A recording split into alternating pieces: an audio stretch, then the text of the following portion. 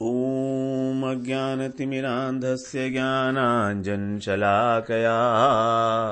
चक्षुरुन्मिलितं येन तस्मै श्रीगुरवे नमः।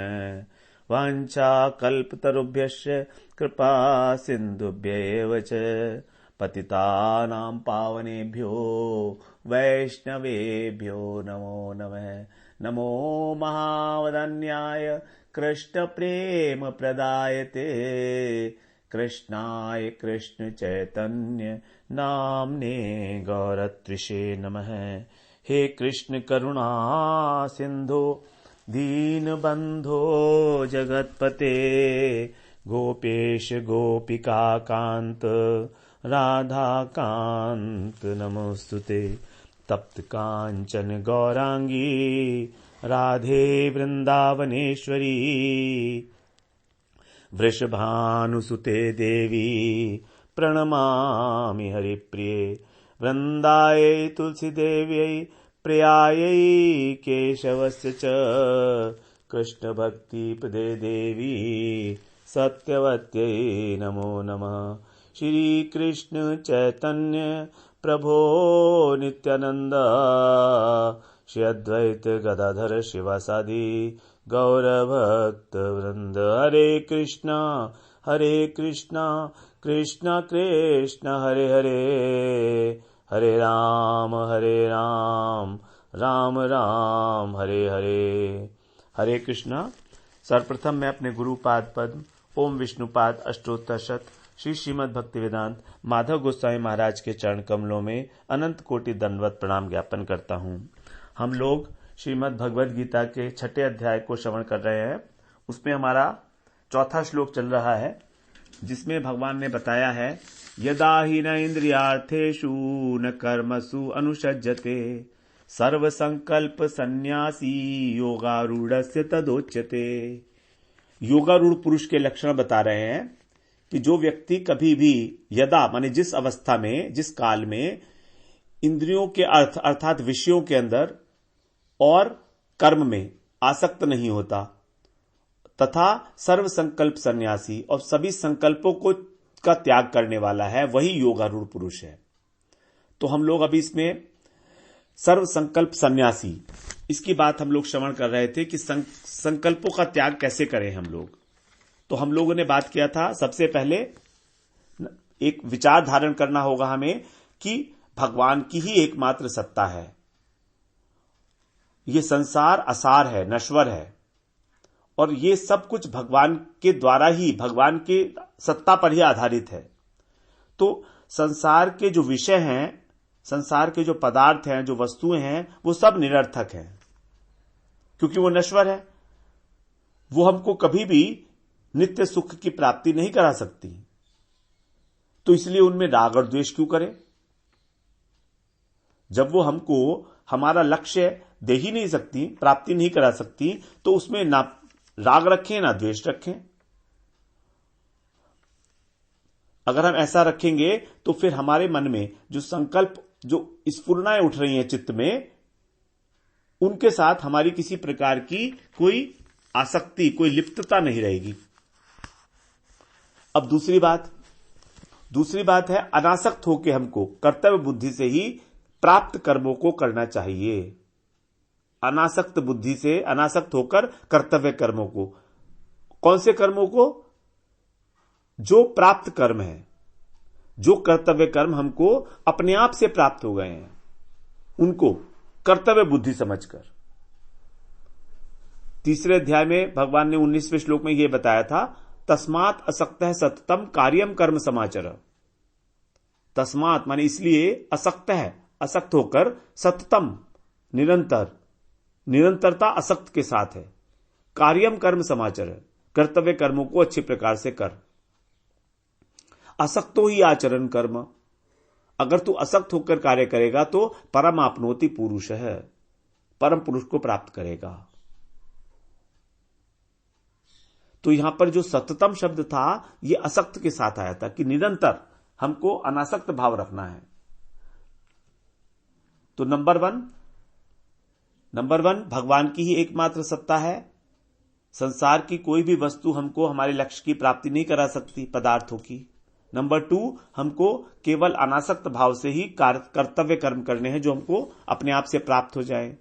और नंबर 3, जितना भी संकल्प उठे उनको भगवान की सेवा के साथ जोड़ लें। जो संकल्प उठ रहा है अथवा जिस संकल्प में हमारी राग बुद्धि हो रही है, उसको भगवान की सेवा के साथ जोड़ लें किसी ना किसी तरह से, कि भगवान की प्रसन्नता के उद्देश्य से जोड़ लें उसको। इससे क्या होगा, हमारे कर्म में भी शिथिलता नहीं आएगी।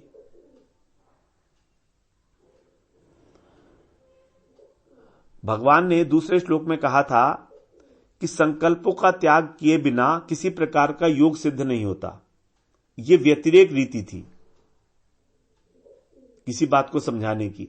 अब उसी बात को अन्वय रीति से यहां पर कह रहे हैं कि संकल्पों का त्याग कर ले, वही बात हो गई। तो संकल्पों का त्याग करके योगारूढ़ हुआ जा सकता है। अधिकांश रूप से हमारे को क्या होता है, हमारा सारा जीवन जो है इंद्रियों के विषयों में ही, उनके आकर्षण में बीत जाता है। हम उन्हीं के प्रति आसक्त रहते हैं सारा जीवन। बाजार जाते हैं, संसार को देखते हैं, सब जगह विषय ही विषय है। शब्द, रूप, रस, स्पर्श, गंध, इन पांचों के अलावा और कोई वस्तु नहीं है। और इन्हीं की ओर हमारी इंद्रियां बार बार आकर्षित होती रहती है। यही है भोगी जीवन। इससे कोई शांति नहीं मिलने वाली है, न ही हमारा कल्याण होगा। इनके विषय में तो हमको ये मानना ही पड़ेगा कि आगमा पाइनो अनित्या, कि अनित्य है, आने जाने वाले हैं भोग, और दुख योने एवते, दुख की उत्पत्ति का स्थान है भोग। तो बार बार यही विचार जब हम करेंगे, संसार की निरर्थकता का विचार, क्योंकि हम अपने स्वभाववश अटके हुए हैं इनमें, और बाहर के आकर्षण तो लगातार बढ़ ही रहे हैं। नए नए साधन, मनोरंजन के, घूमने के नए नए साधन आ रहे हैं। अब अगर हम चाहें कि हम बाहर के जितने भी साधन हैं उनको भी भोगते रहें और भगवान के साथ योग भी स्थापित कर लें, तो यह कैसे होगा? ये तो विपरीत वस्तु है। ये तो विपरीत वस्तु है। ये संभव नहीं है अभी हमारे लिए। तो हमें क्या निरीक्षण क्या करना है हमको, कि विषयों में आसक्ति तो नहीं हो रही है हमारी, कर्म में आसक्ति तो नहीं हो रही है हमारी, संकल्पों का क्या पोजीशन है, हमारे संकल्प कितने उठ रहे हैं, उसमें हमारा लिप्तता तो नहीं हो रही है। जैसे जब हमारे मन में आए कि हम तो इस रेस्टोरेंट में जाके खाना खाएंगे, अथवा हमें जो रोज अपनी पसंद का खाना मिलना ही चाहिए, हम भूखे क्यों रहें? रोज अच्छे से अच्छे कपड़े पहनेंगे, अच्छे से अच्छा दिखेंगे, अपने कानों से अपनी तारीफ सुनेंगे, तो हमें समझना चाहिए कि अभी हमारी मंजिल बहुत दूर है। अभी हमारी आसक्ति बहुत दृढ़ है। अभी हम भोग और राग में ही डूबे हुए हैं। ये हुई विषयों में आसक्ति के प्रति। ये निरीक्षण की बात है। हमको कैसे पता लगे कि हमारी विषयों में आसक्ति है? ये इससे पता लग जाएगा। फिर ये कैसे पता लगे कि हमारी कर्म में आसक्ति है? आसक्ति का निर्णय कैसे करें कि कर्म में आसक्ति है? न कर्मसु अनुसज्जते। हमारी जो ज्ञानेंद्रियां हैं वो हैं चक्षु, कर्ण, जीवा, नासिका, त्वचा, और कर्मेंद्रियां हैं वाक, पाद, पाणी, उपस्थ और पायु। इनके द्वारा ही कर्म किया जाता है। तो यदि हमें ये सोचे हम कि यही विषय हमको रोज रोज चाहिए,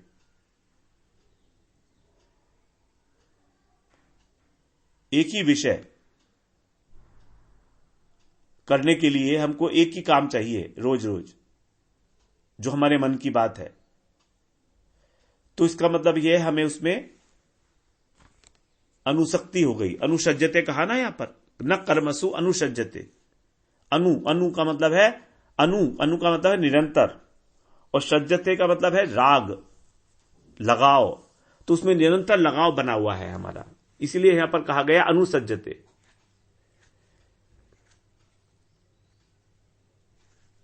इसीलिए हमको जो कुछ भी करने के लिए मिले उसको कर्तव्य समझकर करते रहेंगे, ना कि एक ही कार्य को बार बार जो हमारी इच्छा के अनुकूल है।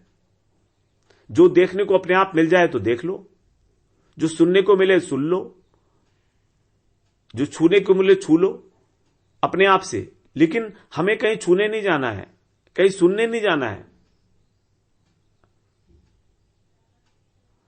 और अगर हम कहें कि कोई हमको छू ले तो कोई हमको अगर छुएगा तो वो त्वचा को छुएगा, हमें नहीं छू सकता वो कभी भी। इस प्रकार कर्तव्य कर्म करने में आसक्ति नहीं होगी, लेकिन जब हम अपने मन के अकॉर्डिंग कार्य करेंगे तब उसमें आसक्ति होती है।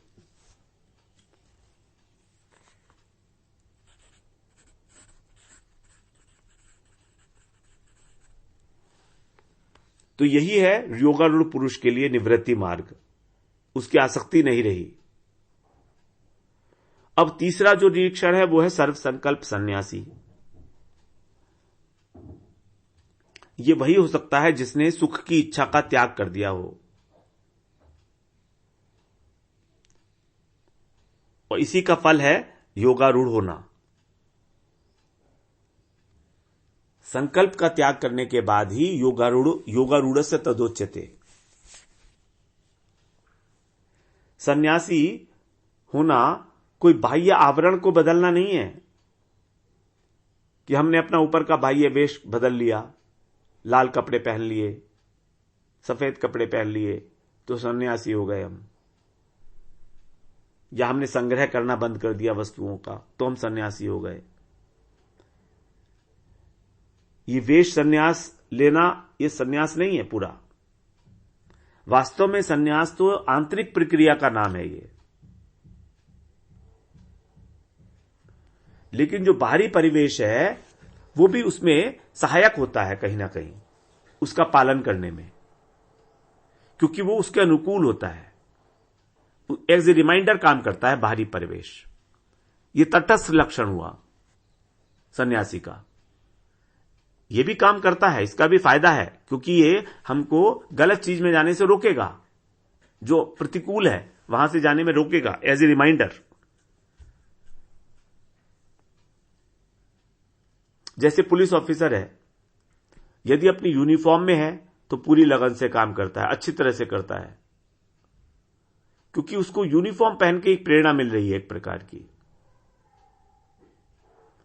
लेकिन अगर वो साधारण कपड़ों में है तो हो सकता है कहीं ना कहीं उससे कुछ चूक हो जाए, कुछ ऐसा कार्य कर दे जो ठीक ना हो।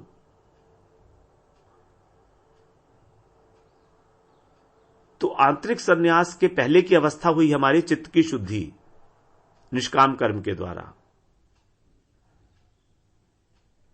इसीलिए यहां पर योगारूढ़ के दो लक्षण बताए, विषयों में आसक्ति रहित, कर्म में आसक्ति रहित, तभी वो ज्ञान को धारण करेगा।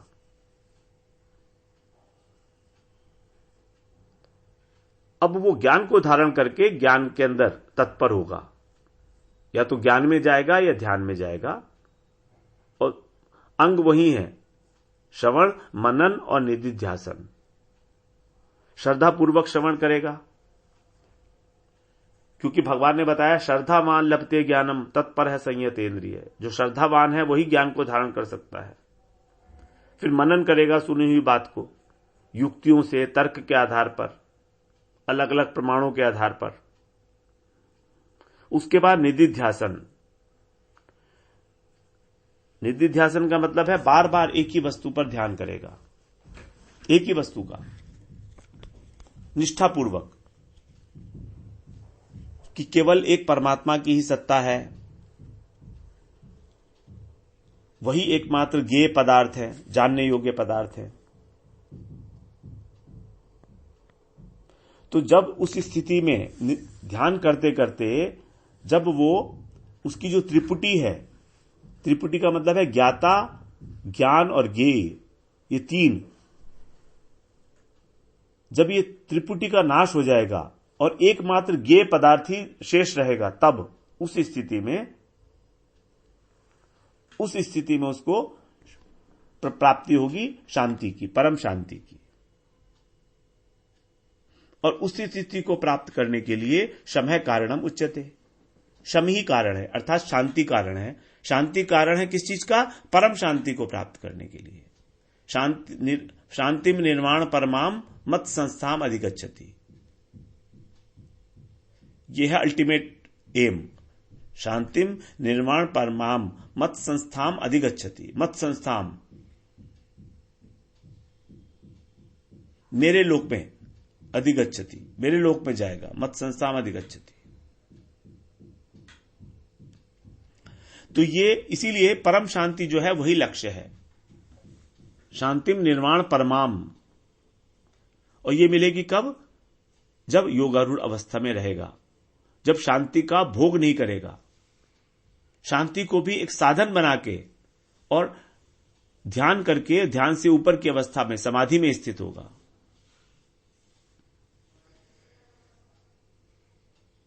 तो योगा आरुरुक्षों के लिए जो इच्छा करने वाला है उसके लिए क्या आवश्यकता थी? इच्छा की और जानकारी की और साधन की।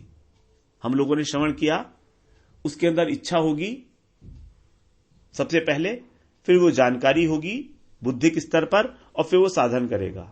लेकिन योगारूढ़ होने के बाद फिर जब शांति हुई तो उसको वो साधन बनाएगा, उपाय बनाएगा, और उसके आधार पर वो रुक जाएगा। फिर ना इच्छा करनी है और ना ही शास्त्रार्थ करना है, फिर उसका साधन स्वाभाविक रूप से बढ़ेगा। तो अभी हम ये कैसे पहचानेंगे कि वो अपने घर पहुंच गया है, योगारूढ़ हो गया है? योगारूढ़ हो गया है कैसे पहचानेंगे? यहां पर नंबर 1, इंद्रियों के विषय सामने आने पर भी उनका उपयोग करेगा, मगर उसमें भोग बुद्धि नहीं होगी। भोग बुद्धि का मतलब कि मुझे तो इस विषय का उपभोग करना ही करना है, आज तो हम ये वाला डिश खाएंगे ही खाएंगे, आज तो मुझको आलू का पराठा ही खाना है। यह है बंधन, यह है भोग बुद्धि।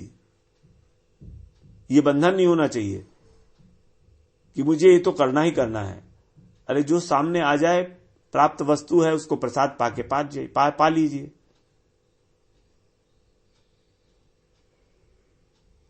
अपने आप से आ जाए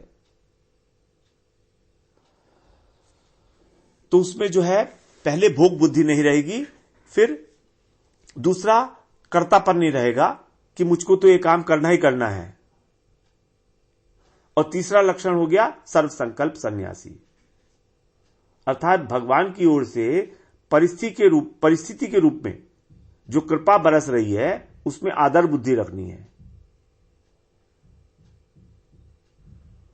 आदर बुद्धि रखने का मतलब है कि भगवान की जो ये कृपा है, ये चिन्मयी कृपा है, ये मेरे ऊपर आ रही है और मुझे सरोबार कर रही है कृतज्ञता के भाव पे। तो इस प्रकार की बुद्धि रखता है वो। अब कई बार हम लोग देखते हैं कि हम ये सोचते हैं कि हम तो इस कर्म को पूरा करके ही छोड़ेंगे। जिनकी कर्म में बहुत अधिक आसक्ति होती है, ऐसा देखा जाता है कि अरे भाई हम तो ये कर्म को पूरा करना छोड़ेंगे, करके ही छोड़ेंगे पूरा। लेकिन वास्तव में देखें तो हमारे हाथ में नहीं है कर्म को पूरा करना। पूरा करने के लिए चाहिए समय, और समय हमारे हाथ में कभी नहीं है। इसका अर्थ यह नहीं होता है कि कर्म को बीच में छोड़ देंगे, बल्कि इसका अर्थ यह है कि जो कार्य करने के लिए हमने समय निर्धारित किया था उसको उसी टाइम में करेंगे, उसके बाद नहीं। जैसे मान लीजिए 30 मिनट का लेक्चर है हमारा, हम लोग श्रवण कर रहे हैं भगवत गीता में, तो 30 मिनट का 30 मिनट ही रखेंगे, ऊपर नहीं करेंगे उसको। 1-2 मिनट का भी हो गया तो अलग बात है। ऐसा नहीं कि कभी हम 20 मिनट में कर दिए, कभी हम 1 घंटा कर रहे हैं। जो नियत टाइम है, जो निर्धारित टाइम है, उसी में करेंगे। इसका मतलब है कि कर्म में आसक्ति नहीं है, जो पहले से फिक्स हो गया उसमें कार्य कर रहे हैं।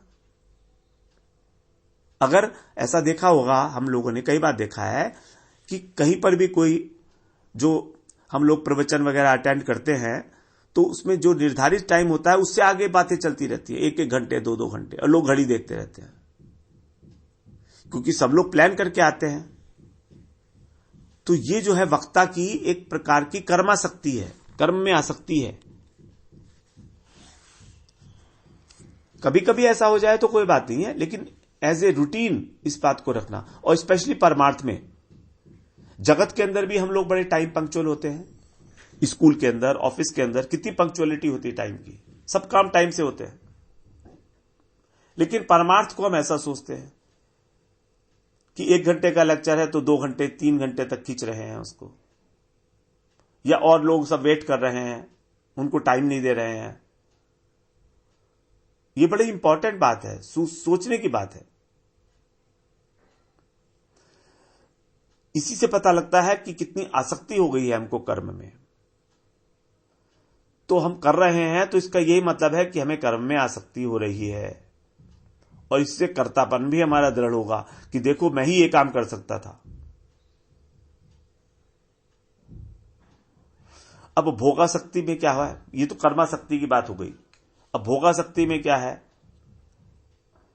कि यदि डॉक्टर कह रहा है कि आपको शुगर है, मिठाई मत खाना, तो भी हम लोग कहते हैं कि नहीं, मर जाएंगे लेकिन मिठाई नहीं छोड़ेंगे, मिठाई नहीं छोड़ेंगे।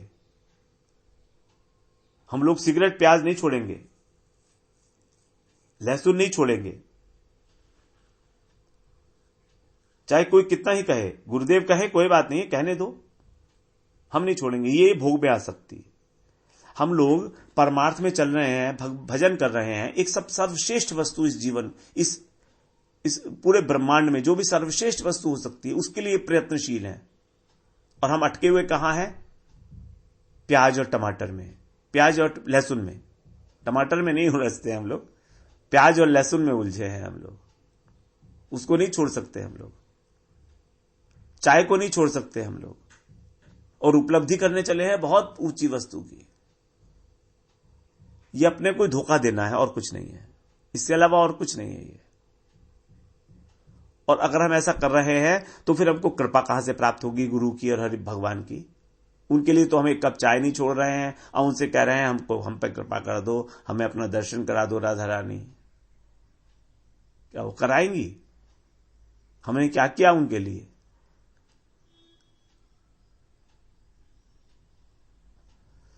तो यह है भोगासक्ति। और संकल्प के बारे में, संकल्प क्या है? संकल्प किस बात का करते हैं हम? या तो कर्म का करते हैं या भोग का करते हैं। तो संन्यास, कर्म संन्यास, संकल्प संन्यास का मतलब यह नहीं है कि हमारा मन संकल्प ही नहीं करेगा, कोई कल्पना नहीं उठेगी। अरे ये तो उठती रहेगी भाई, वो तो अपने आप उठ रही है, हम तो नहीं उठा रहे हैं। जैसे स्वप्न में विचार आते हैं और जाते रहते हैं, लेकिन हम कभी स्वप्न को लेकर और परेशान तो नहीं हो जाते कि आज स्वप्न में मैंने स्वयं को मरते हुए देखा, तो क्या सुबह मॉर्निंग में मैं परेशान हूं? मॉर्निंग में कि हो मैं तो मर गया हूं, मैं तो मर गया हूं। इस तरह की क्या कभी कोई बात होती है हमारे मन में? नहीं होती। हम लोग उसको लेकर कभी भी टेंशन नहीं करते हैं। तो इस प्रकार किसी वस्तु विशेष में, कर्म विशेष में, व्यक्ति विशेष में, विचार विशेष में जो हमारी आसक्ति हो जाती है, उससे पता लगता है हमारे मन में कितना मैल भरा हुआ है, हमारे अंतःकरण में कितना मैल है। अगर हम एक एक चीज में आसक्ति को छोड़ना चाहेंगे तो नहीं छोड़ सकते, विश्वास करिए, नहीं छोड़ सकते। ये बहुत बहुत लंबी लिस्ट है आसक्तियों की हमारी। तो इसके लिए सरल सा उपाय क्या है?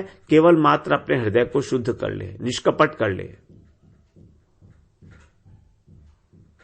हृदय की शुद्धता, इसी पर होने से सब कुछ ठीक हो जाएगा। अगर हमारा मैल छूट गया तो फिर क्या करना है? सब कुछ हो गया। यही पर बोला इसी को, योगारूढ़स्य तदोच्यते। अपने घर में बैठ गए, अब शमय कारणम उच्यते।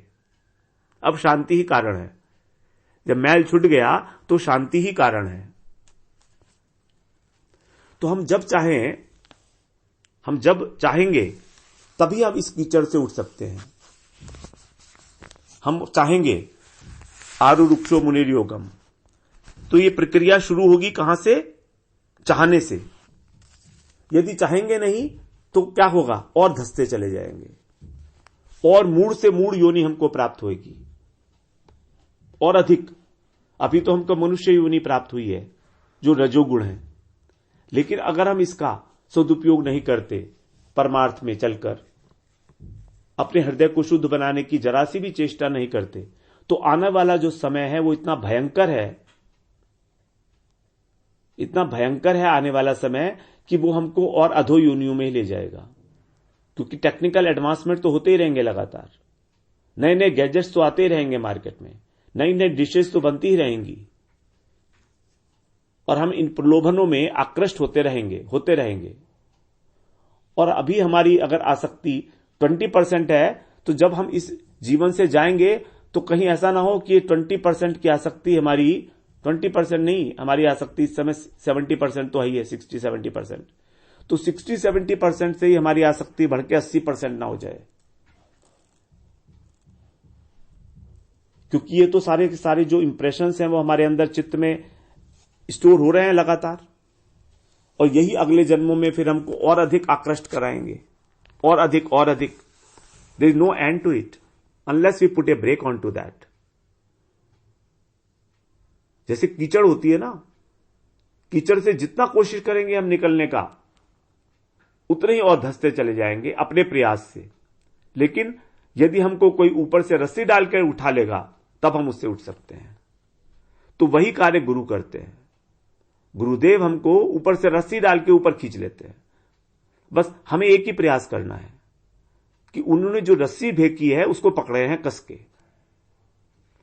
उन्होंने हमको जो मंत्र दिया है उसका हम तत्परता से, सावधानी से उसका हम जो है अनुशीलन करते रहें, उसका हम जाप करते रहें, उनका बताया हुआ जो रास्ता है उसका पालन करते रहें।